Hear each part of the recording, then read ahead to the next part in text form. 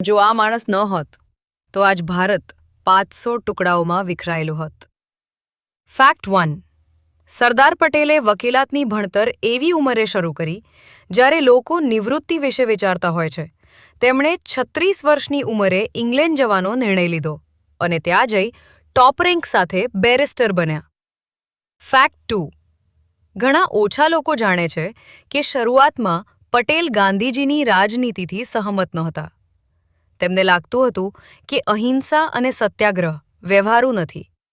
પરંતુ જ્યારે તેમણે ગાંધીજીને સાચે સમજ્યા ત્યારે બની ગયા તેમના સૌથી મજબૂત સ્તંભ. ફેક્ટ 3.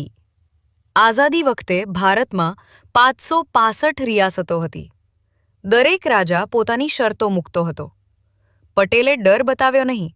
તેમણે બતાવ્યું વિશ્વાસ, સંવાદ અને સ્પષ્ટ ચેતવણી. મોટાભાગની રિયાસતો શાંતિથી ભારતમાં જોડાઈ ગઈ. સૈન્ય કાર્યવાહી માત્ર હૈદરાબાદ અને જૂનાગઢમાં કરવી પડી. ફેક્ટ 4. આયરન મેનનો અર્થ શારીરિક શક્તિ નહીં, ફૈસલાઓમાં મજબૂતી. પટેલ ભારતના પ્રથમ ઉપપ્રધાનમંત્રી અને પ્રથમ ગૃહમંત્રી હતા. આઈએએસ, આઈપીએસ જેવી સેવાઓને મજબૂત બનાવવાનો નિર્ણય તેમનો જ હતો. ફેક્ટ 5. સત્તામાં હોવા છતાં ના બંગલો, ના શાનશોખ. બ્રિટિશ અધિકારીઓ કહેતા, પટેલને ડરાવી શકાય નહીં. આવા ઇતિહાસ માટે ફોલો જરૂર કરો.